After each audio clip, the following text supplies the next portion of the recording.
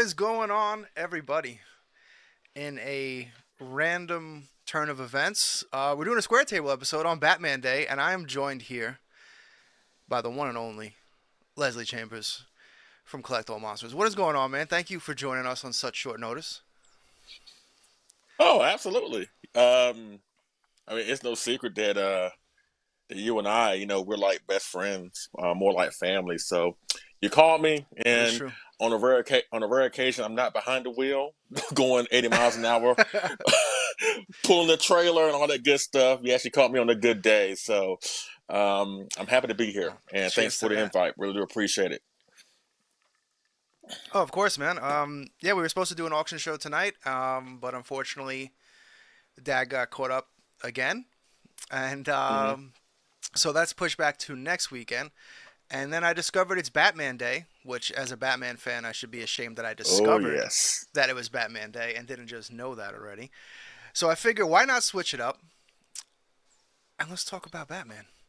We got some Godzilla absolutely. stuff. Don't worry, we got some Godzilla stuff for anyone that's watching live. But I wanted to kick off with some Batman stuff. So I got some questions here, and Leslie wanted them live. So these are not rehearsed answers, nothing like that. But so let's see.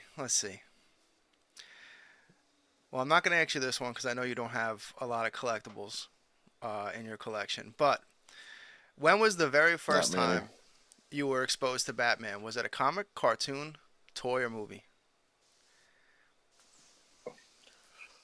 Oh, let's see. I would have to say I was exposed to Batman through the Super Friends Okay. cartoon way back in the day. That's really like the time where you got exposed to pretty much all the cool heroes: Superman, Batman. Honestly, I never got the appeal of Aquaman. It's like if you have a battle in the desert, what the hell is he gonna do? I'm just saying, Not going to show up. but yeah, Wonder Woman Although there was a whole not gonna movie where he show was up. in the desert. He was in the desert for a whole movie. That is true. uh, um, Wonder Woman, Green Lantern, Flash, of course. I kind of checked out when they started doing the whole twins thing. Twins activate. Oh, come That's when on. it lost me. But and it's weird because the girl will always transform into something like epic, and like the dude would transform into something lame, like a cup of water Yeah. or a box of napkins. I'm like, Yeah, it was really? always. Is that what we're doing? Yeah, I do believe that there was always like she was like an eagle, and then he was like a bucket of water, and you were like, okay, that works, I guess. Yeah.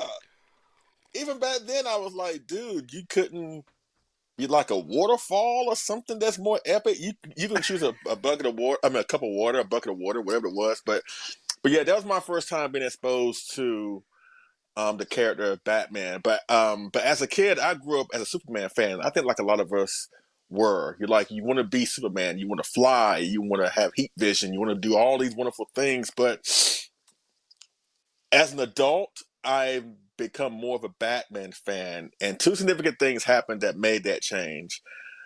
Being exposed to Michael Keaton in 1989, and of course, 3 years later, when we got the awesome Batman animated series, which, in my opinion, is the best animated series of any comic book character ever made. So seeing Batman in a dark light after being exposed to him being lighthearted in the Super Friends, as well as the Batman TV show from '66. Seeing the lighthearted Batman and then going from that to a more grittier, darker perspective on the hero, that made me more of a fan. And after that, he just eclipsed Superman in the pecking order for me. So that's how I got started being a Batman fan. All right. Yeah, for me, I'm pretty sure the very first time I was supposed to it was probably the '66 because of my dad. My dad was a '66 fan. I remember he had the mask, like an old Hmm. costume that he had, like the plastic ones. We had that in the That's house. awesome. Um, so I was, exposed to Batman that way. But I think like when I became a fan was same as you, the Keaton. I watched that movie. I can't even tell you how many countless times as a kid, just obsessed with it. Hmm. So Keaton will always have a special place in my heart. But then I was born in '86, so I grew up with the animated series like that. Between the whole Bruce Timm universe, between Batman animated series, Superman, then you had Justice League Unlimited, Batman Beyond, like all that stuff was like my upbringing in terms of comics and comic characters. Like I still never really collected comics. Like I have a few, but I've always been more of like a graphic novel. Like even with like Godzilla vs Kong vs Justice League, like I'm just waiting for the either absolute edition or the giant ones or some hardcover to come out, and then I'll scoop those up. Have you gotten any of those or read any of those ones? N- No, no. I mean, I come across them. Like, there's a comic book store that's on my route um, that I go through my job, and every now and then I may see a copy, but I'm not really into comic books like that. Like, I rarely Yeah. have time to read anything, honestly, and I don't really like to read, honestly, but unless it's something that really, really captivates me. As a matter of fact, I'm gonna show something later on that I'm and definitely reading now. But now I was never really big into comic books per se. I mean, I love the artwork. Don't get me wrong, but it's not something that I dedicate myself like I know a lot of fans do, where they're there pretty much every single week to get the latest issue, Yeah. to stay up on stay in the loop on a certain story that they like. That was never really me, but it is what it is. But hats off to people who do that. Oh no, yeah, it's never really been me either. Again, I have a few, but I've never been like honestly the most addicted I ever was to comics when I was a kid was when I went into a comic book store and there was the Dark Horse Godzilla stuff, and like Hmm. those are the ones I have every issue of that, and like the small run of Gamera. There was a couple Gamera Mm. comics back then too. Oh, Like okay. so like Arthur Adams, that's how I was exposed to like Arthur Adams, who did most of the comics. Bob Eagleton did a ton of fantastic covers. So it's yeah, I never really. I think Death in the Batman Death in the Family was the main comic I had. I think it was my dad's, and ironically, I read that one a lot. So exposed to a little Ooh. kid getting destroyed with a crowbar. Just normal kid stuff. That's why it's baffling to me. Like, if you read that comic, how can you be a Joker fan? Like, how can you praise the Joker? Well, And it's like there are so many people out there that have the Joker as their favorite villain. That I think they love him more so than Batman. After reading Death in the Family, how can you do anything other than despise the Joker because what he does? well, do you know the backstory on that comic at all? Not really, no. So, um, the lore is basically fans hated Jason Todd as Robin. Like they hated him. So literally Oh, DC put out like a poll, like a mail it in type of thing where like they were going to either like Death in the Family was written with two endings. Either he dies or he doesn't, and they let the fans decide.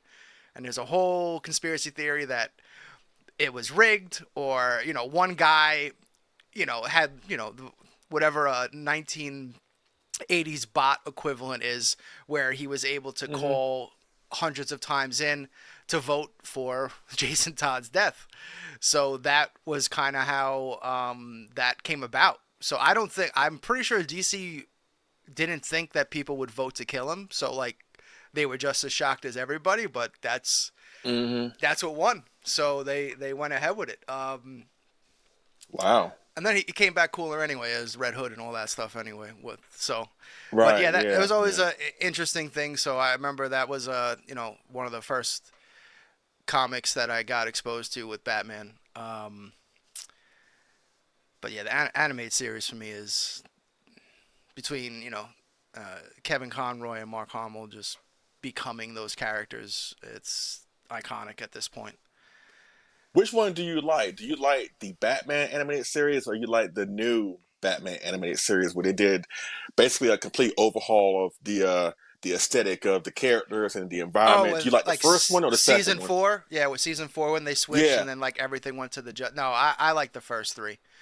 The Oh, really? Okay. I've always just felt if you go back and watch those, like everything felt alive.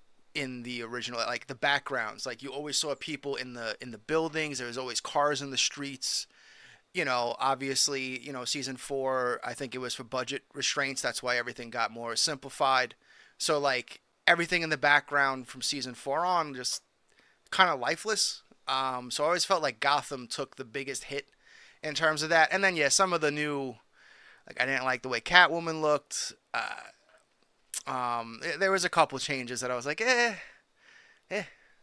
But Batman still looked like Batman, and the stories were still great. So I still dug it. But at the same time, I'm more of a, in terms of aesthetic, I'll take season 1 through 3 over what ended up getting replaced by.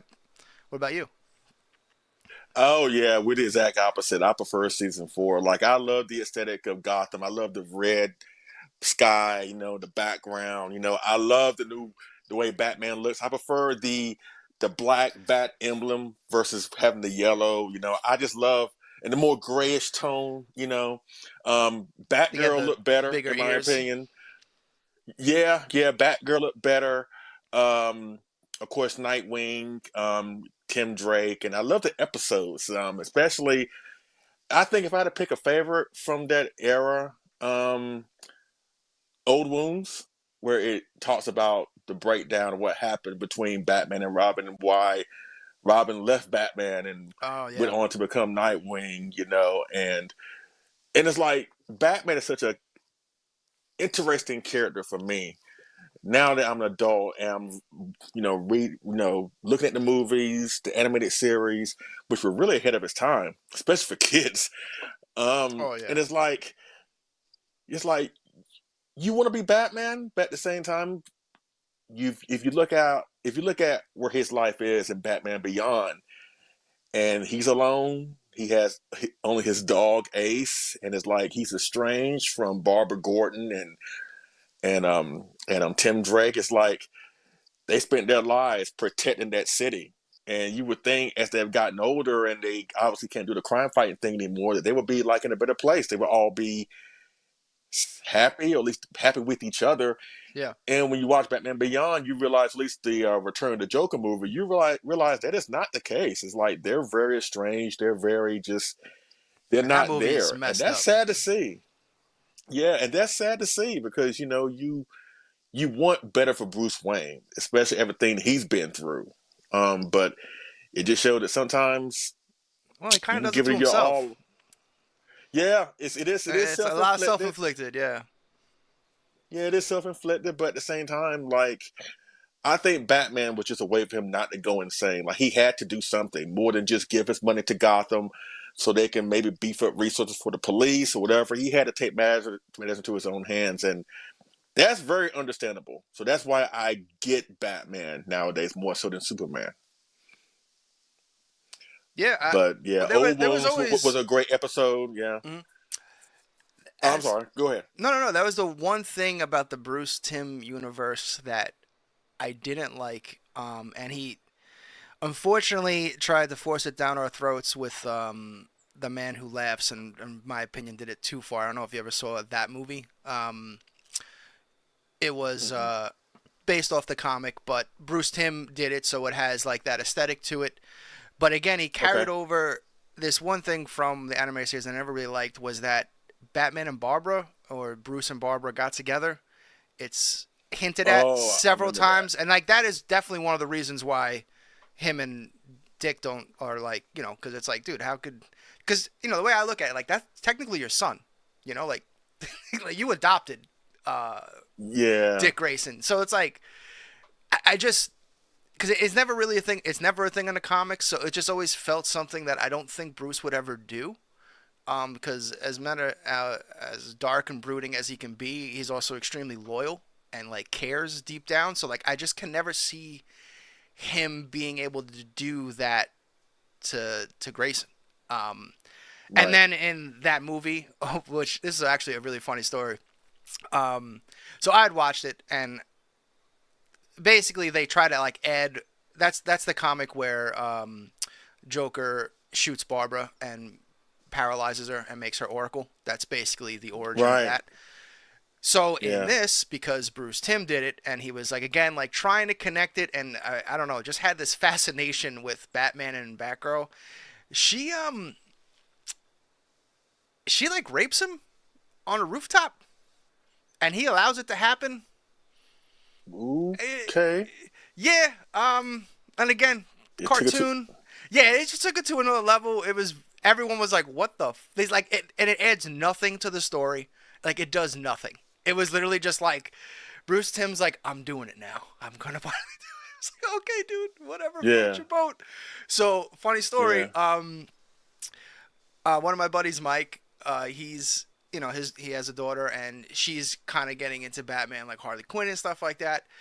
And we just happened to be talking to each other on Messenger, and he's like, "Oh yeah, we just put on this movie for Haley, that movie," and I was like, "Dude, turn that shit off right now." I was like, "No, no, no." That's not. I'm like, that movie's not for kids. Like, it's not. Like, it's not for kids. I'm like, there's a whole rape scene. This. And he's like, "What?" I was like, "Yeah." I'm like, "When you're alone, watch it." And then he's like, "I could not believe." He's like, "Thank you so much." I was like, "Yeah, you would have exposed your daughter to like the craziest shit." And again, it comes out of like nowhere. Like they just meet on a rooftop. She's frustrated, and then she just like pounces on him, Takes him. and he just Yeah, I lets it. remember that. I'm just like, what the fuck is this? So as much as I love the animated series, that is the one thing that I just never liked because it just seemed out of character for me. And then, but with that being said, the animated series is still like 10 out of 10, or maybe It 9.9 is. out of 10 with that It one little is. caveat. Yep. The other episode I like from that era is I forgot what it was, what it's called, but it's the one um um where Batman is seemingly hunted down by Commissioner Gordon and the police, and Batgirl dies. He gets blamed for it, and you find out it's basically all a dream because Batgirl was gassed by Scarecrow. But Yeah. the episode prior, you see Batman on the run from the very people that he has protected and helped. And Nightwing gets arrested, and Commissioner Gordon is trying his best to take down Batman, which was a unique take, because they've always been on the same side, but now that his daughter has been killed and kept the secret from him, and Batman knew the whole time. I dug that. It was morbid, to be honest with you, but that episode is like it's just I just love it, but because it's just so tragic because you see Batman just hunted by his own, and you said Superman earlier.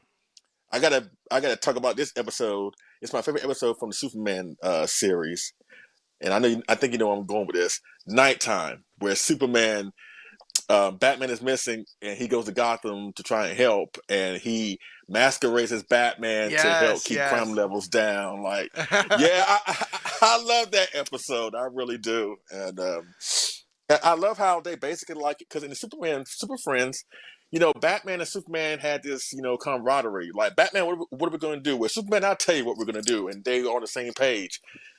In the animated series, it's kind of like, as a Godzilla fan, I guess you would get this. It's like Godzilla and Rodan from Ghidorah Three-Headed Monster. They're not Yeah. friends at all. Like, they don't really like each other, but they know that they They respect respect each each other for other. what they Yeah. can do. Yeah, so it's kind of like that where you can tell, like, it's very obvious with Batman and Superman in the new animated series. I think it's more so on Batman's end. Superman is more positive, but Batman is like, no, no, no. But it's like they just have a semi-antagonist relationship, but they know that sometimes they have to come together and deal with the common enemy. But at the end of the day, it's like Batman is like, no, dude, I don't like you. Well, that So to jump into like the James Gunn universe. You've seen the new Superman movie? yes, Like it, dislike it, love it, hate it? um, middle of the road. I don't Okay. hate it. I don't love it either. Maybe I only watched it once, so maybe it might take a second watch. I know it's on HBO Max. Matter of fact, I'm gonna Yeah, watch it it just dropped. tomorrow Yeah. with Sandra. Yeah, so right now I'm like in the Okay. middle.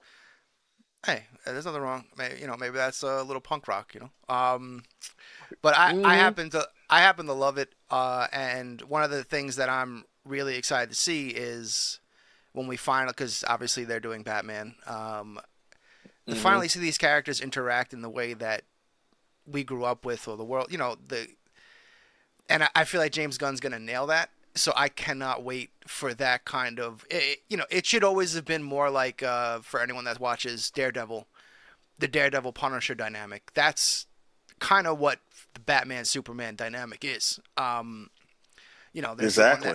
that, so I cannot wait to see that. And one of the things is interesting that you brought up, like Nightwing and stuff like that I would love to see, because I believe they are doing Teen Titans. I believe Teen Titans is on the board. I would love to see them develop Superman as being Grayson's like uncle, because that's how it's always Oh, been in the comics. Is like even in the animated series a little bit too, but not as much. But yeah. Grayson always kind of went to Superman when he needed to like really vent, because he knows Bruce is Bruce. So I always loved that kind of dynamic of like Superman as like the big uncle. So I wonder if we'll get that, because I always enjoyed that dynamic, when these characters really start to mesh, and you really get to see the difference between like Grayson and Bruce in terms of, Hmm. like Nightwing's, he's the man, but he's not, he still has that lightheartedness to him, whereas Bruce is just gone. He But yeah. he never got the redemption that Dick got with actually catching his parents' killer and bringing them to justice, where Bruce didn't. Um, Absolutely, yeah. so I just, that's one of the things that I'm really excited, and like Peacemaker's going on right now. I don't you watching that at all?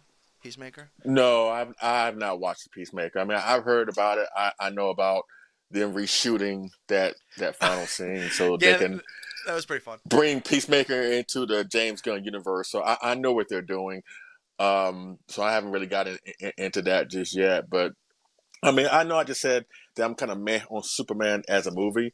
I will say the guy who's playing Superman, I thought he did a great job. I thought he did a wonderful job as basically as a guy who's just trying to do good in the world that pretty much challenges every single thing about that concept. And he just seemed like a really, really good dude. I haven't felt that way since Christopher Reeve, to be honest with you. Yeah, With no, all due respect to exactly. Henry Cavill, don't come for me in the comment section, ladies and gentlemen. But Oh yeah, yeah.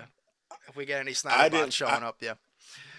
yeah, I never felt Superman to be really relatable since Christopher Reeve. But this dude kind of pulls it off, in my opinion. Yeah, that's definitely. I agree with you on that. Like I liked Cavill, but Cavill wasn't given the material to be Superman, in my opinion. That's, Zack Snyder wanted to take him more into that God aspect, and it worked. I love Man of Steel is still one of my favorite comic book movies. I just don't really like anything after that. Um, but let's pull it back to some Batman. Um, Absolutely. so do you have a favorite artist, like favorite Batman artist that you Not really. I'm gravitate? not really into the artist. I'm not really into the artist thing. I couldn't tell you one from the other one. Like I know Alex Ross. Like I did his work. Oh yeah. He's pretty much the only one that I really know. Um, Well, you know. I grew up with Death in the Family, so Jim Aparo is he has a very Neil Adams style, so that was always one that jumped out to me, that I've always loved Neil Adams. Hmm. Tim Sale, I don't know if you're familiar with the Long Halloween. He's got like really long Oh, ears. okay. That's Tim Sale. Obviously, Frank Miller, Dark Knight.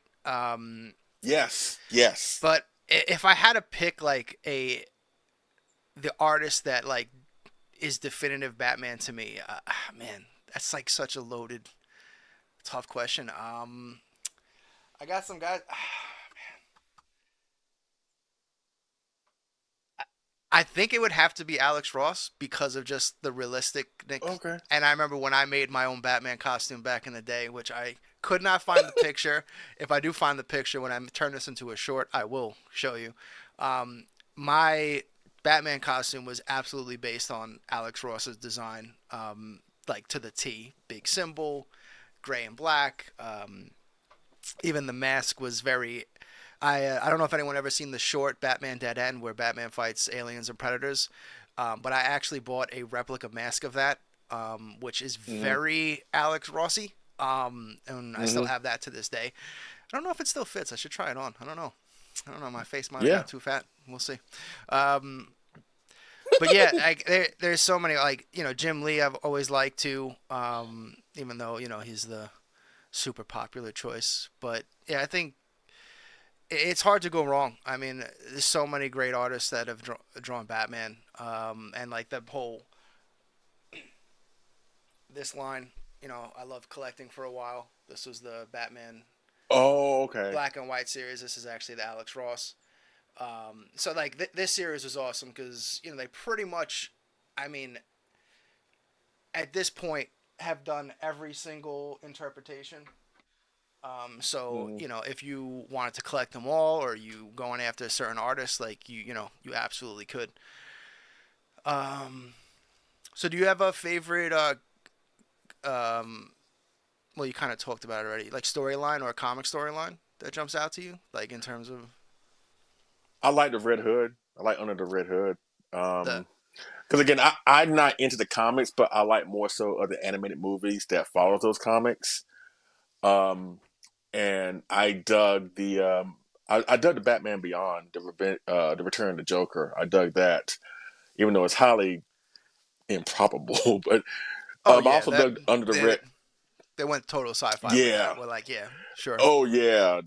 Well, because I remember my cousin when it came out back in the day on DVD. My cousin watched before I did, and he was like, he told me something. He said the movie is good, but at a certain point you're gonna be like, knowing you can be like, oh come on. And when it got to the point where you find out that Tim Drake's the Joker, it's like, huh, okay. Yeah. I didn't know what to make of it, but Under the Red Hood, um, I really really dug. Even though I have to say it does end on a flat note, it kind of ends on a weird note. Um, but How so?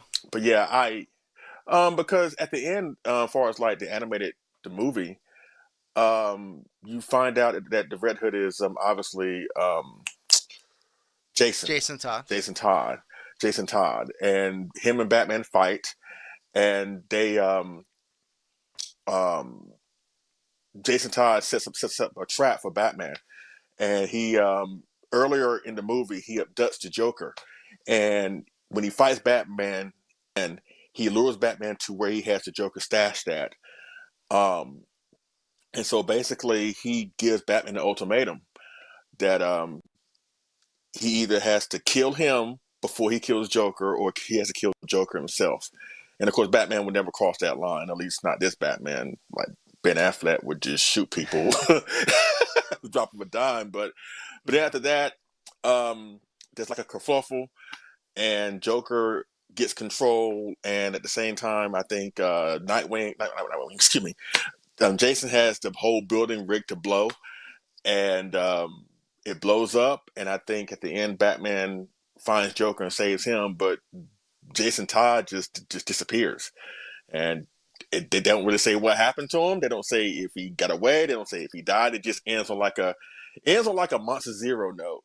You know how all the monsters go into the ocean, but yet Ghidra flies away, but yet Yeah. there's no sign of Rodan and Godzilla. And you sitting there like, okay, that's it. So it's kind of like that. So Yeah, that was one of the ones where, in my opinion, the movie actually improved upon the comic. There's been a couple of those, like, so in the movie, like they throw Jason in the Lazarus pits, which explains why he's crazy, and kind of right. becomes a little, you know, takes that turn to the Red Hood. In the comics, it's just like, the Death Star magically appeared, like just like, oh okay, somehow Hmm. Palpatine returned. It's just like, oh okay, he's just going Yeah. Okay. in. So I love that movie, and that's you know um, obviously Kevin Conroy is like number one Batman, but that voice actor Bruce Greenwood, Yes. he's like I've been waiting for him to just become Batman, like just like Conroy did. Like they just go, hey, you're the guy. I love Bruce Greenwood as Batman and Bruce. He's fantastic, and he has done several movies, not just that one. So Yeah. he's up there. But yeah, I love that movie. That might be one of the best animated films that they've done, in my opinion. Speaking of voices, let me ask you this: how do you feel about Peter Weller when he was in the Dark Knight Returns Oh, he was animated movies. perfect for that. For that Batman, I thought he was perfect. I've Yeah. I've never been a huge like I obviously I like that story, but it's always been like it came out in two parts. Like I will take part one way over part two when you get into the whole Superman fight and all that stuff. And I know I'm probably in the minority in that, but like part one when he like comes back, man. But yeah, I loved him. Getting RoboCop as Batman was I think he just fit. He fit that old rugged, like very perfect for that specific role. At first I was kind of like, I agree, because I'm with you. I mean, I do prefer part two with Superman fight, but I have to say that final fight in the first one, where he's in the pit with that That's mutant what I'm. leader, That's the best and line. Yeah, that line when he says like, "This is not a pit. This is like a you don't doctor's get it, table, and I'm kid. the surgeon." Yeah, Yeah, and you hear bones cracking, and I'm like, "Yeah, this is an that's operating Batman." table, and Yeah, I'm the operating surgeon. table, right? Yeah, Yeah, it's that's Batman. Yeah. yeah, exactly. But yeah, just like he wanted to do it in front of all those people. Like he wanted to do it in front of all the other mutants, just to, like embarrass him. Like hmm you don't get it, hmm son. Just has that. hmm Oh yeah, that's why I When he mean rises up out, yeah, when he it's rises just up the out shit. the pit, and you see that muddy silhouette of Batman behind the dude. Is like, okay, yeah. Yeah, I've always loved that. Like they kind of took little pieces of that, like in the Dark Knight Rises and stuff like that. Yeah, hmm I've always loved when Batman is like considered folklore. Like people don't believe in him. Like they think he's just whether the media created him to scare criminals or it's just people. Like I just love that. That's what I think the Batman did so well with Robert Pattinson. Like they made Batman scary. Like he was a person that he just goes up, I'm justice, and beats that guy to a bloody pulp, and you're like, okay, all right, I'm in, I'm Yeah, invested. yeah. um, I agree. I agree. so are you? Speaking of that, are you sad that they're keeping the Batman separate from the DCU, and like that would kind of be its own thing, or Yep, are you excited I'm that fine. they're recasting and starting anew? I'm like this. Again, it kind of goes back to the Godzilla thing. Like here we are. We got multiple different versions of Godzilla all at the same time. Minus one, the legendary. There's talk of Shin Godzilla coming back. So I think that the more the merrier, as long as they do the stories right. You know what I'm Yeah, saying? Like I exactly. don't think it should be just one interpretation. If there can be multiple interpretations that actually do the character right, then why not have it? So yeah, I'm fine because I can separate the two. Because I'm a fan that loves variety. Like for me, Godzilla. Like I love Godzilla. I can watch the '54 film tomorrow. Then the next day, you know what? I may want to watch Godzilla versus Megalon, or I may on Tuesday may want to watch Batman try to track down the Riddler in 1966.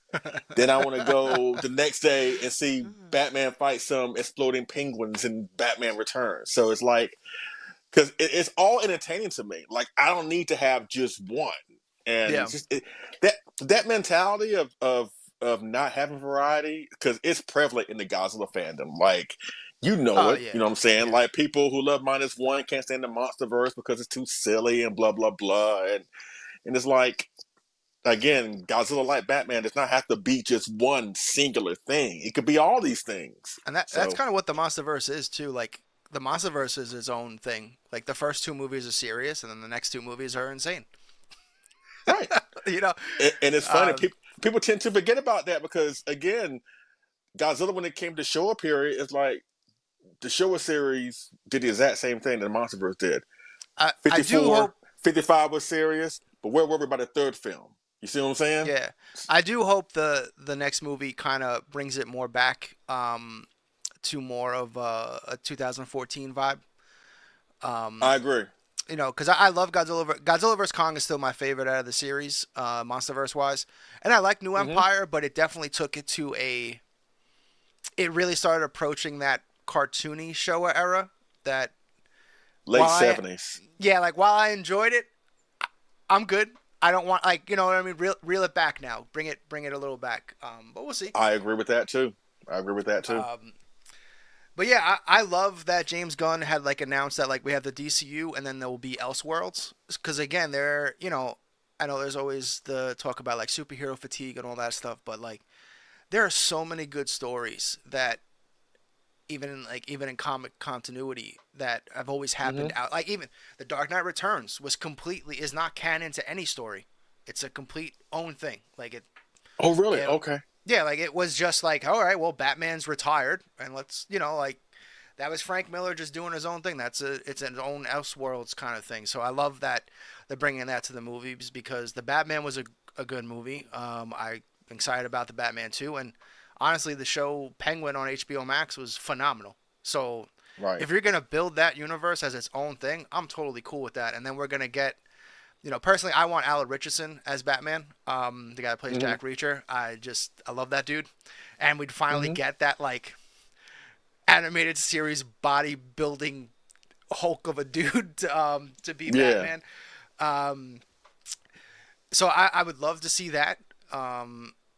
And the first movie's supposed to be Brave and the Bold, so they're already starting him off with a Robin, which I think is a great choice because we haven't seen a Robin in 20 years, Ooh, right? I Like love Brave and the Bold. I love Brave and the yeah, Bold. I know. Me too. Like I the fact that the movie's titled that, I'm like, okay, all right, let's go. You You already know, got me. yeah, because like that Brave and the Bold like teeters that line between the '60s Batman and the '80s Batman. Like it's kind of both. Absolutely. It's like mixed in Yes. there. So like you always get that playful stuff between Batman and Robin, but like Bruce is still he's more edgy than he's not just like sometimes there's just no way to place a bomb. Like he's not like that, but No. um so I'm excited about that. I can't wait. Um, then what question did I even ask you last? Favorite storyline? I don't think I answered that for Yeah, myself, favorite right? storyline. Yeah, favorite storyline. Yeah. Mm, I gotta say, the Long Halloween. The Long Halloween's probably my de facto Batman. I have the absolute edition of that. Halloween's one of my favorite holidays, so like that just the whole story of it always taking place on Halloween, and there's always these the whole brought made the calendar man actually interesting. Hmm. Are you familiar with that story at all, or not really? Not really. I mean, I heard Uh, about it. Obviously, I heard it's one of the more popular Batman stories, but I haven't gone into it in depth myself. so that's one of the they made that a two-part animated series, which is actually really Okay. good. The only thing that I disliked about it was they completely did not even try to mimic Tim Sale's art style in any way. Hmm. That would be the only thing for me that's just kind of like again because it's such a unique thing. You didn't have to, I'm not saying you had to go all out, but there's no aesthetic of it at all. Like they were just like, no, we're gonna make this. We're gonna take all the story elements. It's gonna be the story, but it's gonna look like the animated series. It's like, okay, Hmm. all right, I guess. Um, so I just that was always my favorite storyline because there's a lot of stuff going on with Selena. You pretty much get the entire Rogues gallery throughout the entire comic. It's just fantastic. Let me ask you this before Yes. you go to the next question. Do you have a favorite? Who's your favorite villain? Ooh. I mean, it's hard not to say the Joker, but for the sake of not, we'll just take the Joker off the board because I feel like that's just too easy. Because Yes. that's just Yes. such a good dynamic. Oh man, favorite Batman villain? That's not the Joker.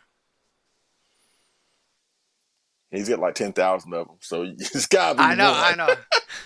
Condiment King. No. Uh,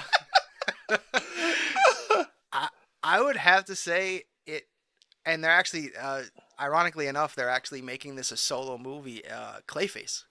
Um, Yes, I just heard about that. because, just because one that is one of the best episodes of the animated series.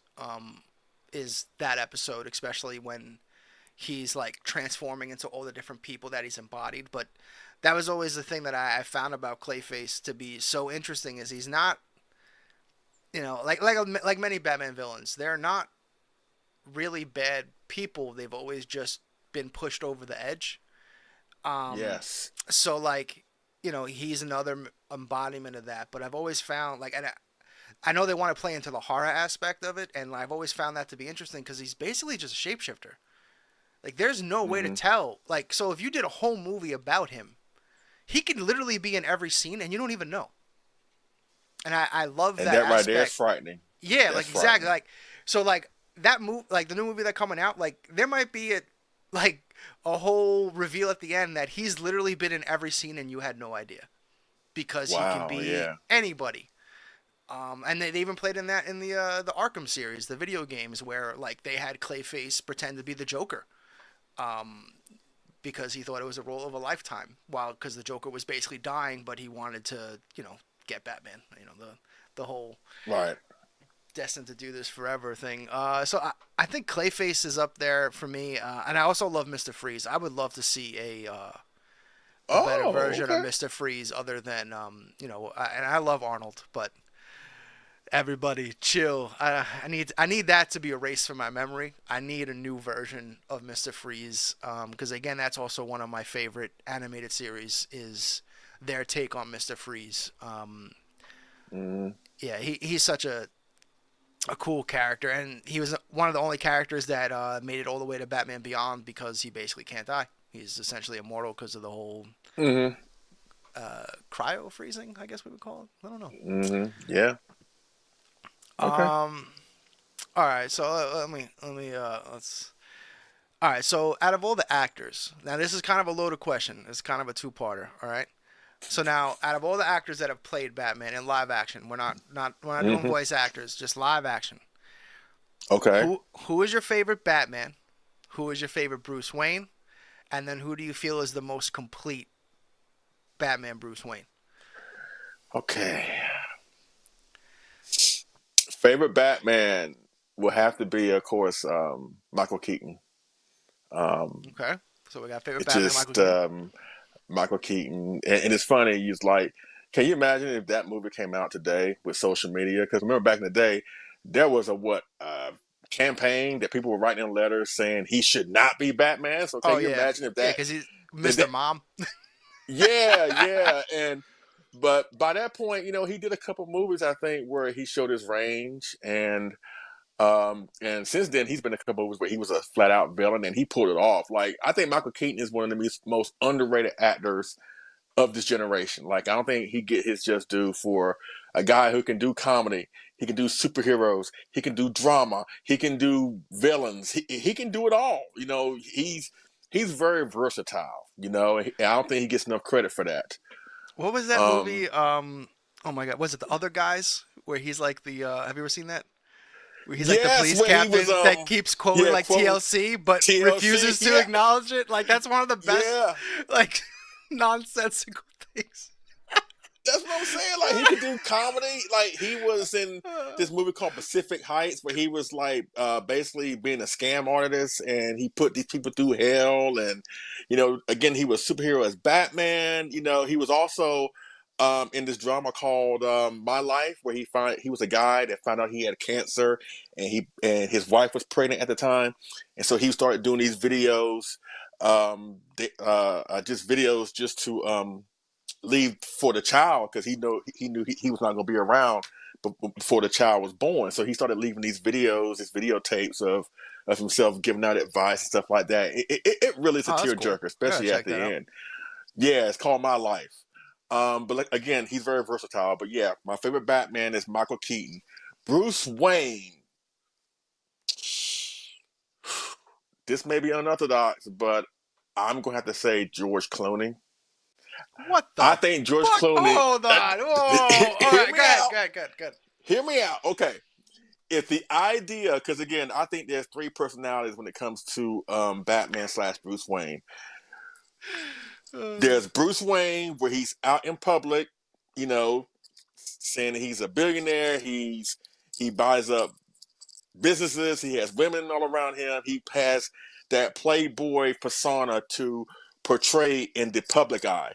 Then you have Bruce Wayne behind closed doors that only Alfred sees it, where he's tormented and you know, he's this dark version of himself. Then you have Batman, who's the extreme dark persona of the three. And I think George Clooney did a good job of being that Batman that's in the limelight that you would not think would be Batman. That's my only criticism with the Batman movie with Robert Pattinson. Because he was Yes. gloomy behind closed doors and he was gloomy in public.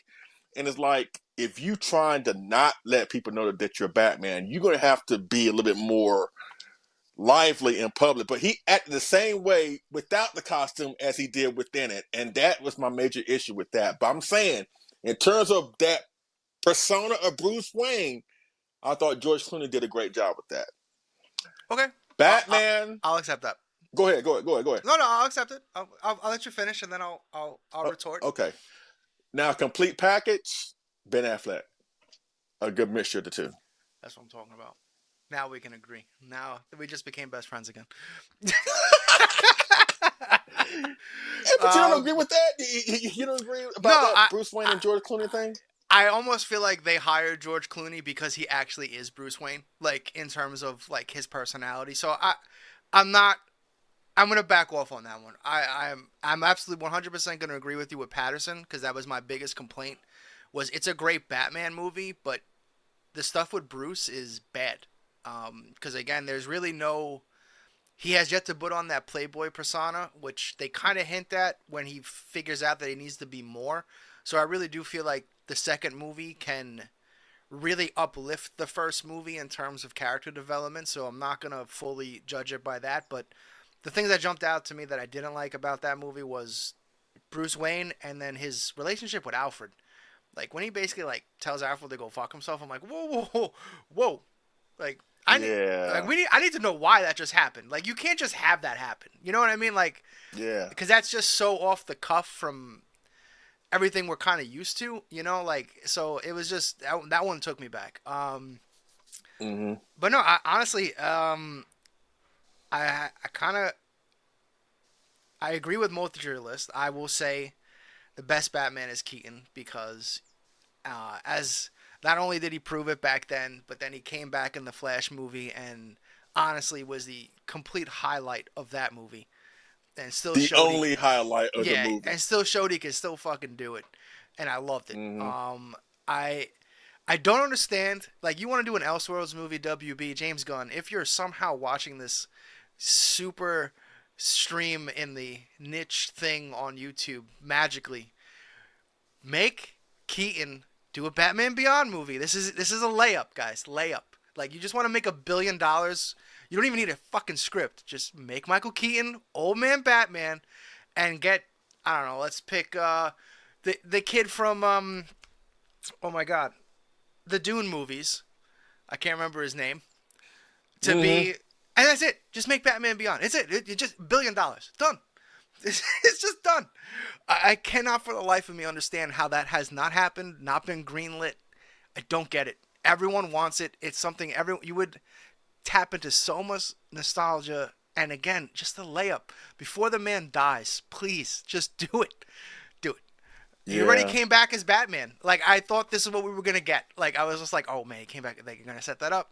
They even had him, I really want to see that Batgirl movie that got shelved. Yeah, me too. He's in that. Apparently he has, like, a good role in that, too. And you had, release that shit. Like, what are we doing? Put it on HBO Max. Who cares? Who cares if the Snyderverse is dead? I don't give a shit. Just put that shit out there. I'm sorry. The Flash should not be the last image of that particular Batman when it comes to Michael Keaton. They need to do something. Have him go out on a better note.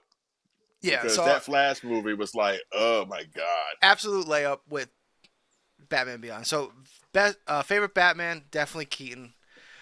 Favorite Bruce Wayne. Now this is kind of a toss-up. I want to say Christian Bale, but because he does a fantastic Bruce Wayne. But my issue that I can't give it to him is his obsession with Rachel and how in those movies he's just so willing to give up being Batman for Rachel, which is just I can't buy that shit. I just can't. I've always wanted to see one of my favorite scenes of all time is Mask of the Phantasm when Bruce falls in love, is clearly in love, and then he seeks his parents' permission. Grave. Yes. and like the lightning and like it's like the whole symbolism of they're saying like, nah, man, you can't do that shit. Like, playing in his head because let's be honest, Batman's psychotic. He's very traumatized, and there's a reason why his villains all kind of mirror him in a way. Um, so Absolutely, that's true. so like I always Christian Bale nailed the Bruce Wayne thing, except for that aspect, which is something that always bothered me about the Nolan trilogy. So I'm gonna give it to Val Kilmer, because Val Kilmer, god damn it, he deserves more respect. He was fantastic as Bruce Wayne. No, no, Yeah. no, no, you're not digging it. I'm thinking about it. I'm thinking about it. I'm thinking about the scenes he was in, and As and Bruce, he's good, man. As Bruce, he's good. you're right.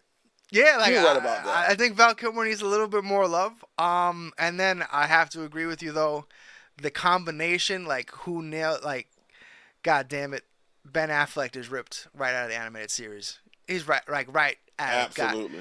I don't know why Zack Snyder had to ruin it by making him fucking kill people, because I've said this a ton of times on stream, and I'll say it again. When he kills all those people, when he just like flies in and just shoots all those missiles, and you see all these tanks explode or whatever cars or vehicles that they were in, and basically slaughters, let's be honest, like at least 30 people, right? You would say, right? 30 people. Mm-hmm. Kelly literally grabbed my hand and leaned over to me in the movie theater and said, "I'm sorry," because she could just see how deflated I was. Because like it happens early on when like he like kind of he has the other car chase scene where like he just and you're just like, okay. And then that scene, you're just like, okay, what the fuck? He's not the Punisher, man. Like, he's not the Punisher. Like, this. So, Yeah. That aside, though, the way Affleck played Bruce, the whole paranoia, the way he was able to switch up, like, that was some of the stuff that Snyder absolutely nailed. And then his dynamic with Alfred. Man, if there's I love anything. that. Yes. Yeah, if there's anything lost from the Snyderverse, it is that we never got the Ben Affleck directed Batman movie where they were going to introduce Deathstroke. Because, god damn it, I feel like that would have been, I know what the kids say, peak. I really felt like that. God damn it, I wish that movie would have happened. And I wish we would have got more as Ben. Like, I love the Snyder cut of Justice League where Ben came back, filmed some new scenes. That's the only thing that hurts me that the Snyderverse is not continuing, is we will not get to see more of that Batman. Because I think Ben did an incredible job. I love that suit. I love that they gave him the voice effect too. Like, let's be honest. When that first trailer dropped for Batman vs Superman, that was one of the hypest goddamn trailers of all time. When he's just when Superman's on the car and he gets out of the car and just looks at him like eye to eye, he's like, "Tell me, do you bleed?" And you're like, "Holy shit, let's go. And it opens up with like the Frank Miller Dark Knight Returns suit. You're like, "Oh my god, this movie, this is gonna be it. This is gonna be it." And then little did we know they were gonna make Batman a psychotic killer, and Lex Luthor was gonna be just like some man child, just I don't know what the fuck he was doing. Socially awkward man child. Yeah, and then you got Superman. And you got Superman just like depressed that he's Superman. The whole goddamn movie. You're like, what is this? None of these characters are like this. And that's, I hate to keep bringing it back to James Gunn, but from the Superman movie, that's one of the aspects that he brought that kind of fills that like Marvel role. Is like Marvel always had, whether the movie was good, great, or average. Because Marvel really doesn't put out. Well, they started putting out bad stuff, now. But back in the original heyday of it, even if the movie was okay, what they did was they nailed the characters. So like, you never walked out of the movie going, "That wasn't Captain America" or "That wasn't Thor." So like, when I walked out of Superman, I didn't go out going, "That wasn't Superman." Like, to me, that was like, holy shit, that was Superman. Like, down to him saving a squirrel, fighting a kaiju. I mean, and then we got like all the side characters that they nailed. Mr. Terrific, Guy Gardner, Green Lantern. Like, who the hell wanted Guy Gardner, Green Lantern? Now I want a solo movie. Let's go. Like, right, yeah. Like that scene where they're in the when he like blocks all the people and like Superman just found out that his the second half of his thing and Superman gets in his face and he's just like, make a move, Blue. I'm like, oh my God, Nathan Fillion, you were a national treasure. National treasure. Like that, we're talking about underrated actors. Nathan Fillion, God damn it. Oh, that guy. He's perfect in every role. And the fact that he brought Guy Gardner, a Green Lantern that most people probably thought you would never see the light of day in live action. Because again, we have, which I can't wait for Lanterns, by the way, where we're getting Guy Gardner. I'm sorry, we're getting Hal Jordan and Jon Stewart. Like, let's go. I cannot wait. And apparently he's in that too. So we're gonna get all three main Green Lanterns interacting. Man, the DCU is. It's so bad. I'm so it's so back. It really is. Because like Superman was the, if this movie sucks, like where do we go from here? You know what I mean? Like right, yeah. So the like even though like you've only seen it once and like you're still like it was good, but like you're not like over the moon about it, but you're also not like, fuck, they got it wrong. Like that's the reaction you want. Like you didn't want people to just be like, man, I want like the fact that you're not pining over restore the Snyderverse is all that was needed. Do you think because this new resurgence of DC comic movies, do you think now they'll be the more favored of the two? Because for the longest time, it's always been Marvel. And the Marvel had like the better movies and the better stories. And DC may have one or two here and there, but as a whole, DC was not favored by like the masses. So do you think James Gunn has potential of bringing this to where Marvel used to be as the belle of the ball, so to speak? I think so.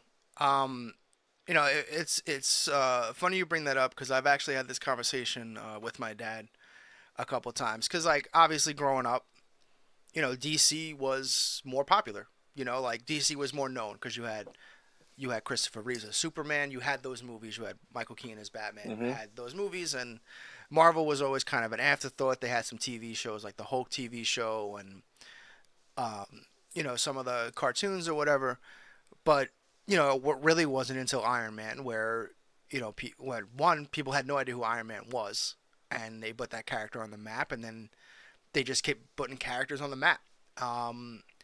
And I don't know if DC will ever be able to touch what that was like from when we got Iron Man to Endgame. I don't know. America, Yeah, Thor. like that Thor. whole I'm just saying like that whole time period from Iron Man to Endgame, Avengers Endgame, like that entire section of Marvel movies. If DC can get to that, that would be incredible. I have all the faith in James Gunn because if there's anything this guy is able to do, it's ensemble cast. So like when you're talking about Justice League, I can't see him getting it wrong.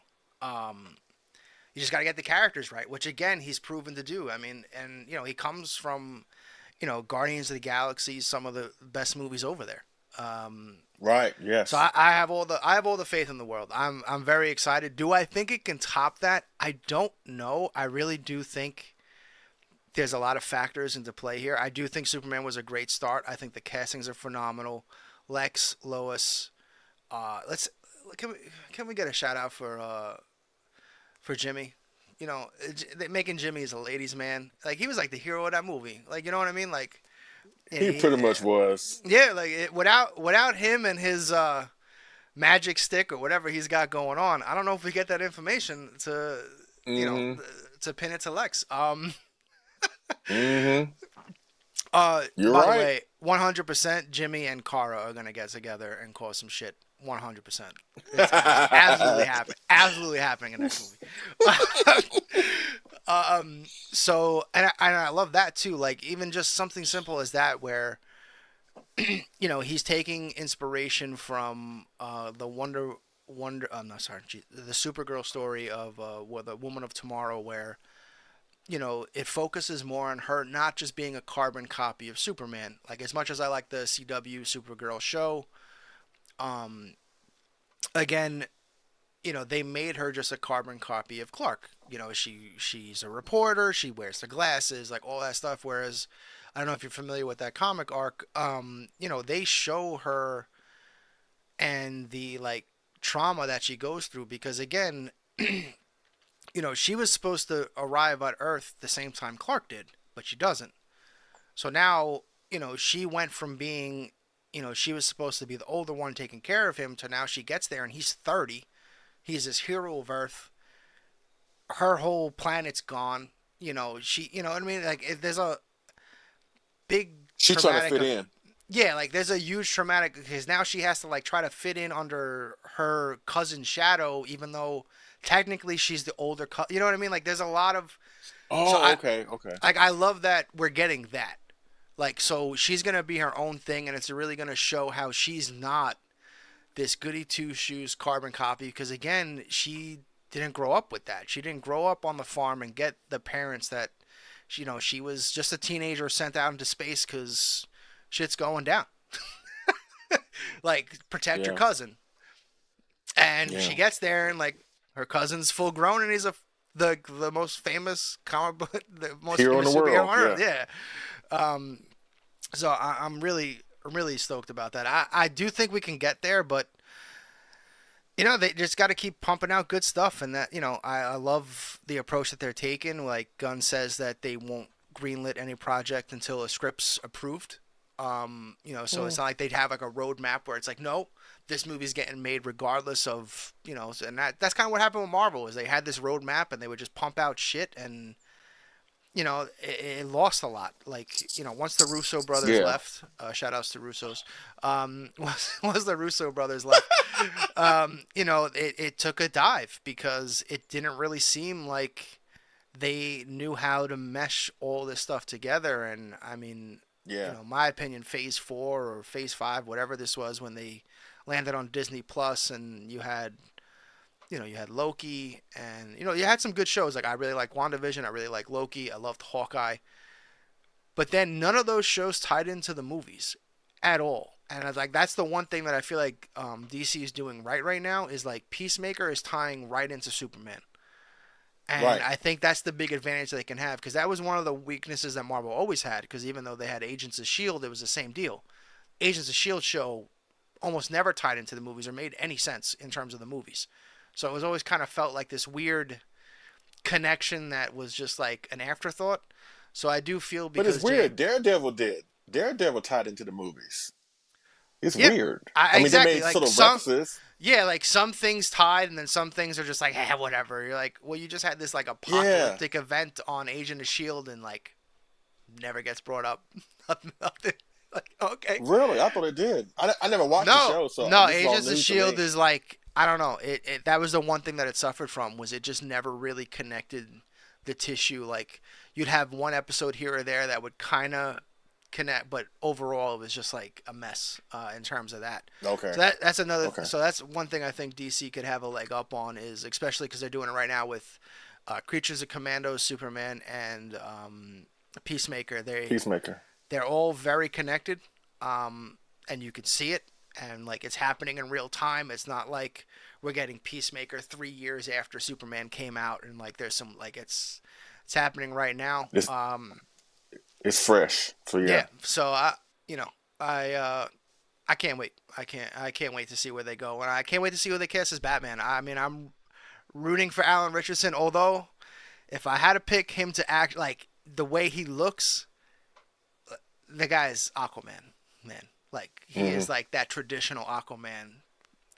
So we'll see what he gets casted as. I want him to be Yeah. Batman because I love him as Reacher, and like I feel like Reacher is very Bruce Wayne ish. Hmm. So I think he could nail it, but we'll see where they go. What are the Yeah. questions we got here? Let's see. You know what? Do you have any questions for me? I've been asking you all the questions. Do you? You got anything? Um, your favorite Batmobile? You know what that is. Come on. I Oh, found the obvious one. oh. You've seen the giant one that I have in my house. Yes. Because Yes. I was gonna say if we talking about favorite collectible, it's that. I can't show you. I will show you a couple of my favorite collectibles. Hold on one second. Hmm. Here we go. So Big hand. So here's some of the black and whites that I have. We got Tim Sale, Alex Ross, Neil Adams, and this is Dave. Oh my God, I can't pronounce his last name, but he did Batman Year One. I've always just loved that pose in that story. And this is the McFarlane 1966 cow Cool. replica, which honestly, I mean, I think it was like $170 for like a 1-to-1. It's awesome. Oh, I hope they That's do an not bad. 89. Hope they do an 89. But my favorite collectible would be I couldn't pull it out, but my 1/6 scale Batman 89 Batmobile. I Okay. goddamn, and you saw it in person. I sure did. You guys can check the archives and find it. It's the only other show where Leslie was here in person doing a Kaiju Live. That is my favorite collectible of all time. I have to somehow when I start digging through the stuff that I have to get out like and create my room once again. That is Right. at the top of my list. But favorite Batmobile, it's the 89. That's what I grew up with.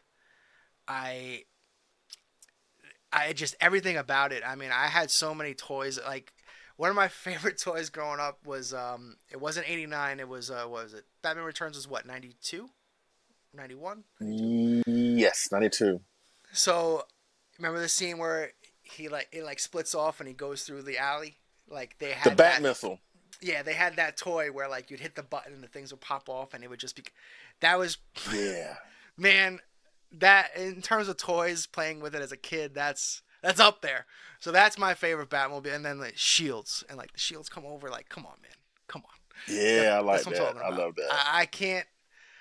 And I love the 66. 66 has a special place in my heart just because, one, that was a real car, which is awesome. Yeah. Um, love the animated series, but the animated series one is very based off of the 89. Right, pretty much. But yeah, 89, like the whole Tim Burton, that Batmobile. What about you? Oh yeah, I agree. The 89. Um I have two more. Even though it doesn't it's not practical, but I do like the one from Batman Forever. Um I mean, but it kind of defeats the purpose of Batman. If the idea of Batman is to be in the shadows and you don't see me coming, but you see this giant light show with lighted hubcaps and the engine block is lit up and it's like he has flashing headlights. It's Yeah, like they're I, gonna see you coming. I love how Jules Schumacher was just like, all right, because like the Val Kilmer one was it. It felt at least like it was in the Tim Burton verse, right? Like a little bit. He started taking it, but then Batman and Robin came out and he was like, fuck it. We're gonna do Well, I can't stand that one. I can't stand that everything's one. gonna be neon lights. Every villain's gonna have like, oh my god. But yeah, you're right. Like, although I gotta say, a runner up though is the Batman, the whole like Charger. Oh, the muscle That car. Okay. yeah, like making the Batmobile basically like a souped up Charger was like okay. You have my attention, especially like that first scene where it's just like in the back and you just hear the roar of the engine. You're like, okay, let's fucking Yeah, go. Sandra loves that one. Another honorable mention for me, I like the one from Brave and the Bold, the cartoon, like the black and with the red outline of it, Yeah, it had its where it can turn into 66 a vibes. submarine and Yeah. a plane, and they can do all that mess. But Dude, yeah, that those are my favorite cartoon is Batmobiles. highly underrated. Like I know we've talked a ton about the animated series, but the Brave and the Bold series highly underrated. That show is so if you're a 60s fan and just like that slightly Campy lighthearted Batman, stuff. yeah, like it's so good. So good. It Um is good. and then like when they just made Aquaman outrageous. Like they just made him over the top. It's great. I love that show. Yeah, Um yeah, yeah, all yeah. right. So it's been about an hour now, so we're gonna wrap it up. I do believe you had some Godzilla stuff you wanted to show off. Oh yeah, absolutely. I got three things I want to show off. Of course, I'm a huge model kit guy, so I'm gonna show off a Ah, couple model kits that I've shown before on Collect All Monsters, but I don't think I've shown it here for your audience. But all right. I'm gonna it's put you full screen. All right, okay. Thank you. take it away, sir. Oh, Okay, this is a 30 centimeter resin model kit from Galloping Ghost Kaiju Kobo, a model kit studio that I have been getting into heavily lately for the past, like, let's say at least 2 years. And they've been doing more so obscure characters that we don't normally see in the marketplace. I mean, in our current marketplace, we got so many Desagojis or Ultraman or legendary Godzillas, right? But you don't really see this guy that too much often, which is why I had to get him. But it's a 30 centimeter resin model kit of the Godzillasaurus from Godzilla vs. King Ghidorah. God damn, Um, that's awesome. oh, thank you very much. Of course, it was sculpted by Jake Rebel from Monster Rage. Oh, okay. And yeah, and it was built and painted by, of course, Greg Betters. So if you need a Did a model fantastic kit, job. built and painted, yeah, thank you. Just hit him up, you know.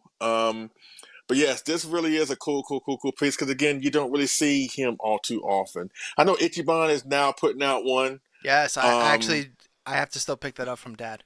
I can't wait. okay, yeah.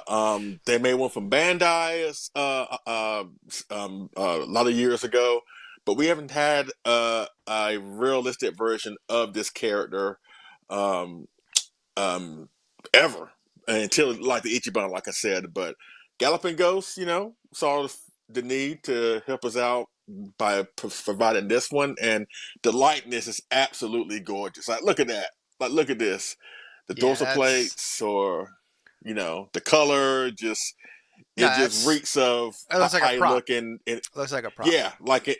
It looks just like he did in the 1991 film. So if you want one, hit up Dot Mac, you know, on the Galloping Ghost Kaiju Kobo Facebook page, or you can hit him up on the website, or maybe you can contact him directly on Facebook. His name is Dot Mac, DOC, Mac as in Mac truck, and get you this kit.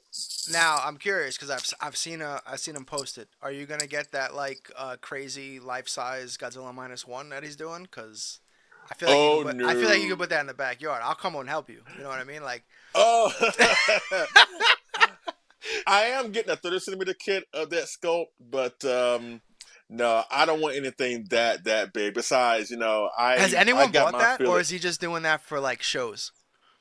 I don't know if anybody's bought that yet, Is but there a price on that? um, I want to know how much does it cost for uh, like a fucking 12-foot Godzilla -1 I have statue? no idea. But the cool thing about that is, even though it may be highly expensive, all of this stuff gets made here in the U.S., so you don't have to worry about no import fees or anything that's going on. You know, with the crazy tariffs nowadays. You know, Yeah, that's the one thing um, that put a damper on collecting right now. Like, man, I'm so glad I yeah, stopped doing pre-orders because what are you supposed to do? you got ate up alive. Yeah, Yeah, yeah. like I you're mean, supposed to. You either have to pass it on to your customer's gonna be pissed, or you eat it and now you're just taking a loss.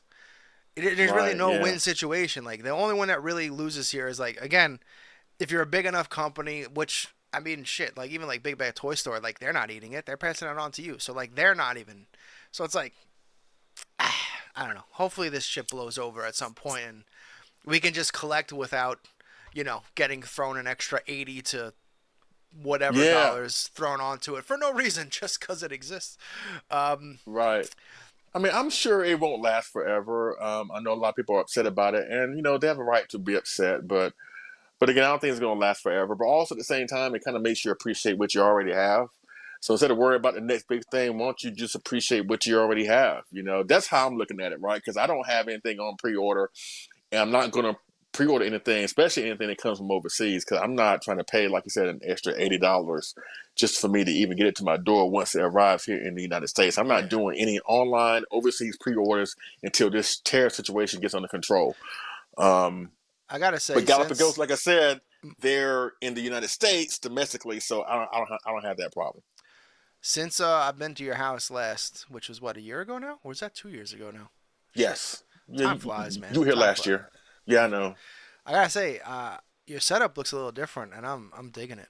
I'm digging it. Like, Yeah, it's a lot more Gador. yeah, I see that. There's a lot of um, Ghidorah, but what keeps catching my eye is to your left there, or the whole Monster Zero setup with the P1. oh Oh yeah, I've got that a is few just things. that's Yeah, fantastic over there, and that the destroyer looks really familiar. I see that front and center up top. Okay. yeah, I got it from a great, great, awesome dude who Yeah, I makes the heard. best chili. He makes the best. You know, you know, I had to get you on that one. But I yeah, know. as you can see, I'm kind of congested with space, which is why, again, I'm happy with where I am collecting wise. Because again, I don't want to put anything on the floor, display them on the floor, and like I said, I'm saving money. But you know, it is what it is. But let me showcase two more things. Then you know, Hmm. but this is also another kit from Galloping Ghost Kaiju Kobo, 30 centimeter resin model kit, again, of another character that I thought was going to get a whole lot of love this year and hasn't really got any at all, especially since it's celebrating an anniversary in like 2 months. But I'm talking about the 30 centimeter Galloping Ghost Kaiju Kobo resin model kit of Godzilla Jr. Um, Again, sculpted by the awesome Jake Rebel from Monster Rage, and this is a solid 30 centimeter representation of Junior, and he looks really really awesome up against the S Plus Gigantic Series Burning Godzilla, the 95. You know, Okay. And he'll look great up against other gigantic versions of the 95 that are coming from a couple of companies. I think you know who they are. But you need Junior, and there hasn't been again like the Godzillasaurus that you saw earlier. Hasn't been too many realistic representations of him. You know, outside the Bandai and maybe SH Monster Arts, made one. You know, but aside from that, maybe a couple peppered out here and there from companies. But we have not had a 30 centimeter realistic representation of Godzilla Jr. We thought S Plus was going to make one a long time ago, but it seems like they're more interested in giving us reissued weird paint variant figures, and which is fine. But but again, it's a shame that Junior himself has not really got any love. The only thing that comes close to it was like the new Sakai Rebirth, Yes. the last scene from Yeah, Sakai. and then they immediately made that a burning Godzilla though. So it's like, Right. it isn't even Junior. They're like, oh, it's Is it Junior. even Juniors? No, it's burning Godzilla too. Fuck it. Yeah, I mean, they did the same thing a couple years ago when they brought out the 30 centimeter Burning Godzilla, but then they gave him regular Heisei colors, and basically that's Rebirth, whatever. But Yeah, I'm yeah. talking about we need a proper Junior, like we need a proper Junior, more proper Junior figures. And again, Galloping Ghost made one, so again, hit up Dot Mac if you want one. It really, really is a cool piece to have. And finally, I want to talk about this book, the 70 Years of Godzilla Ooh, book. Yeah. Have you got this book yet? I have not. I've heard a rumor though. Is the MonsterVerse not in that book? Oh boy. Okay. Okay, I get.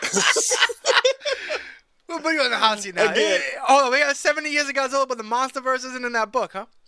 Wait, is that what? I can give you an explanation. Okay. Go This ahead, is a take it away. great book. It's a great investment. You can get it on Amazon or online retailers. As a matter of fact, you can get yours from Barnes and Noble. So if you got a Barnes and Noble near you, you can actually pick this up for like maybe $70. It is a great book, but it doesn't cover the American adaptations of Godzilla, the MonsterVerse, Hanna-Barbera, the '98 Godzilla. From what I understand, the authors, they tried to get some type of cooperation from Legendary, and the story goes that it was pushed back on Legendary's part. So it wasn't like the authors didn't want to include it, and I think they were want to include the '98 version, but since they couldn't get cooperation from Legendary to do the MonsterVerse, they just decided not to include the American adaptations. So it is kind of misleading by saying it's Godzilla the first 70 Yeah, I feel years, like but should it be an doesn't include. asterisk on there. An asterisk. First 70 Yeah, it years, should be, asterisk. but yeah, but if you open this book, like the second or third page, it says the official illustrated history of the Japanese productions. Okay. So it should be on here. So again, as Godzilla fans, we would know what that means, But unfortunately, the American adaptations are not in this book. But that doesn't mean that this book is not a great investment. I think looking back on 2025, this would go down as one of the best collectibles of the year, because there are so many great stories. Well, it's not stories. There's so much information in this book about the productions of the films, because they cover pretty much every single live action Godzilla film. They even do They even covered the anime, the anime trilogy Singular Point, which I know you will love. Oh, okay. Yeah, Yes, you got me it's in interested this now. book, Yeah. and there's a couple things that in this book that I never knew. And this is And I what give Steve you, and Ed, right? yes, Steve Rifle and Ed Goji Chesky. And again, it says Barnes and Noble, man, please get this book. But I found out something that I never knew. Cause I thought I knew everything about this movie. It's like a lot of Godzilla fans do, right? But in the and it says it here in the book that in the early stages of Ghidorah, the three-headed monster, the pre-production of that film, Okay. one of the ideas that was kicked around was involving the Monster Summit. And the Monster Summit, you know what that is, right? With Godzilla, Rodan, and Mothra coming together to talk Oh, about okay. if they should fight King Ghidorah. But there's information in here that Tomoyuki Tanaka threw out an idea, an early idea, that the Monster Summit would involve Godzilla, Mothra, and King Kong. It was not going to be Rodan at first. It was going to be King Really? Kong, Godzilla, and Mothra. Because again, remember, Toho had access to King Kong as a character to make King Kong films in between 62 and 67, right? And so that was like one of the early pictures that they were gonna do, but again, it evolved into what we got with Ghidorah Threaded Monster. So Did it have anything to it's do just with so like the much. suit condition, or they just decided to go in a different direction? I think they decided to go into a different direction. I mean, again, because again, Toho wanted to make more King Kong films, and I guess they were trying to figure out ways to include him into the films that they had coming. But by that time, Godzilla blew up as a star, so really they really didn't need King Kong anymore, quite frankly. Gotcha. So it kind of Makes sense. makes sense why Kong got pushed to the back burner because he wasn't really needed. You know what I'm saying? So, but. But that's one story of great information when it comes to that book. And I've had a book for at least a month and a half. And I'm just now getting to Godzilla's the Sea Monster. And I got like, 30 something more films, the anime trilogies and stuff to go. But I highly recommend that book. So please get it. You would not be disappointed. Order that shit right now. Probably on Amazon. Right? Yeah. Or like I said, if there's a Barnes and Noble near you, just check it online. Drive out there and get it. And you'll have it that day. Speaking of Amazon, did you get your Sleepy Funko Pops? Mm-mm. What do you mean? I heard about them. I mean, know about them, but no. What do you mean? What? I thought you were a big 67 fan. I am, but that one looks... It's $20. I'm selling you on these Funko Pops, man. You need to get all the Sleeping Kaiju. Okay, we need to start a family of Sleeping Kaiju. I'm getting all of them. I already got my Evolved. I already pre-ordered King Ghidorah, Space Godzilla, 67. Any Kaiju that sleeps, I want it. I want it. If I were to get one, it'll be, of course, the 67. So, you know. That's awesome. As long as here domestically. Like I said, I ain't trying to pay no overseas import fees. Yeah, it's Funko. Yeah, it's Funko. Okay. Oh, yeah, I didn't. Yeah, I got it off Amazon. It's like $20. Can't. Okay, you might convince me then. So. And do you have one more figure, or was that it? Oh, that's it. I just want to showcase three. You had three. Yes. I mean, the only thing I have to show, like in regards to the Batman stuff, like I said, I got, toy Batman cars. Man. I think it's funny. Go ahead. What? That was one of the biggest disappointments ever. Was Hot Toys, the same people that did the 1/6 Batmobile '89. Because they got the 66 license, so they came out with Batman and Robin, and they were teasing that, and they did a whole prototype, all that stuff, and it never released. It just got dropped. Wow. And oh, really? Oh my God. Me and my dad were waiting patiently, and it just never came out. So yeah, I hope it's so. Fun. It's the best. It's the best, man. Look at that thing. It's funny. I just happened to come across these by accident. Like I was doing a late night run with one of my side jobs several years ago, and I had to pull over to a truck stop so I can get me some rest. And I go in trying to get me something to eat, and I saw several of these Batmobile like cars there. I was like, you know what? I got to get that. So I got this one. Of course, I had to get the '89. Oh hell yeah! The '89, and of course. Had to get this one, like I said, the one that's impractical, where Batman, Again, like criminals, like they Here I saw you come. coming, dude. Yeah. Here I come, you know, Yeah. and then like this is all big. It's like could you go through low bridges with this? It's like, you know, just The truck driver in you is like, nah, that you ain't clearing any of that shit. nah. And this last one, you know, I got the Uh, Tumbler from the Nolan trilogy, you know. I, And I see I what you always want like the about Tumblr. this. The Tumblr's cool, but like it just lacks, I don't know, the uniqueness of a Batmobile, I guess. Like it's just You're right. too much You're of a right. tank. Like I just look at it and I go, it's a tank. You're right. I But mean, it's badass. but it is badass, and it does feature some of the best scenes in the movie. It's too bad that it got destroyed in the Dark Knight, but Although, can we yeah, talk about how, I don't know, how much did that thing probably weigh? And then like he was like running off. No, I'm not talking about the individual figure. I'm talking about the actual thing in the movie. And then like he's just jumping on rooftops. I'm pretty sure all those Gotham houses would have collapsed under the. especially that church. I'm surprised the Yeah, daggone thing didn't it's fall like through the he's church. flying I'm on like, rooftops. I'm like, I think he's destroying those houses, man. Those houses are done. good lord, like who made the roof? Like Yeah. whoever made the roofs in Gotham, they deserve a raise. Yeah, Because those Gotham, those roof makers, those bricklayers knew what they were doing, baby. Those houses. I thought the same thing when he got on that church. I'm like, why is he not? Why is he still Yeah, on top of it? Why has he fell through yet? But yeah, yeah. you gotta love it. You gotta love it. Let's see. Do I have any more questions? We'll wrap this up. No, I think I covered. I think we covered a lot actually. Um, Okay. what about you? You got any last questions? Um. Again, we're Batman fans, and this is Batman Day, and again, Batman in a lot of ways is like Godzilla. You know, he can be funny one interpretation. He could be dark and serious. He could be a mixture of the two. I'm just glad that you know that they're still cranking out stories with him in movies um and again for me he has eclipsed Superman. It's like my favorite. You know, I feel a lot more with him than I do Superman. You know, I love the darkness. I love him being the silent protector, just brooding persona.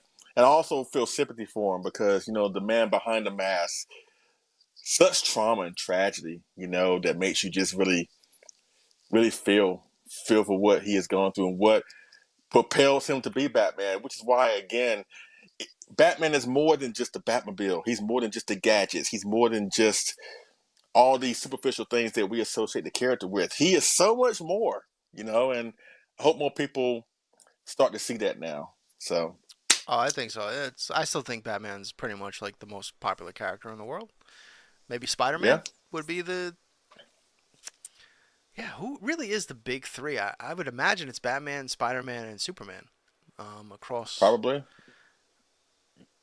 Yeah, but we'll see where it lands. Yeah, I mean, I'm pretty excited about the new Spider-Man movie too because apparently we're getting Hulk, Punisher. I don't know. yeah, We'll see where that movie yeah, goes. yeah, But yeah. all right, I think that about wraps up our square table tonight. I want to, Leslie, thank you so much on such short notice for stepping in and co-hosting. I feel like we should do this more often. I love Hey, I love working with you, man. It's always a pleasure. It's always a fun time. absolutely. Absolutely. I love working with you too. All you gotta do is just let me know. I mean, I know sometimes I can be real busy. There are times I can be free on nights like this. There could be times I could burn the road up, you know. But other than that, if you call for me, especially if you're good friends like you and I are, Yes, sir. I will move mountains. I will move mountains to be there for you. You know that. So You got anything it's to all plug good. next show Let's before we sign see. off? Our next. Oh yeah, our next Collect All Monsters episode is going to be. I want to say October 18th. I think it's the third weekend in October. Okay. We're going to be talking about. We're going to have a discussion about Invasion of Astro Monster, aka Godzilla vs. Monster Zero, to celebrate its 60th anniversary this year. Hell We're yeah. going to have discussion talking about that. Of course, you'll see more of my collectibles that you talked about earlier. Yeah, that And then P1 after man. that, Where'd you get it? yeah. And then 2 weeks after that point, me and Sandra are going to do what you did a couple years ago. We're going to Japan, Japan. so we're going to Let's go. yeah, yeah, we're going to be I there can't on wait to Godzilla Day. I can't wait to hear all your all about your trip, man. Yeah. You're gonna love it. Like I said, I hope you come back, cause oh man, it was tough to come back. It was tough to come back. I So heard, I hope you yeah, come back. yeah, I'm sure I will, but it's gonna be hard to get me on that plane, to be honest with you. But yeah, we're gonna be there on Godzilla Day. We're gonna hit up a few Godzilla locations, and of course, Awesome, hit dude. up the You Godzilla guys are store gonna in love it. Monterey. Yeah, we're gonna have, we'll have a good time. But yeah, that's pretty much it. All I got going on. Again, thank you, AJ, for the invite. I really do appreciate it. I'd love to come back and talk more about stuff on the square Yeah, table and stuff like Avandro and I that. have And been talking about because originally the Square Table, we always had like a guest on. We always did like a little bit of interview, but our schedules are so busy. That's why we're just kind of doing the morning talk show thing, like just hmm so we can have something, just have some fun. So it hasn't worked out how we originally intended, but maybe we'll start getting back into that. But this was awesome, man. Thank you so much. And anyone that was no watching problem, sir. live, appreciate it. Thank you so much for tuning in.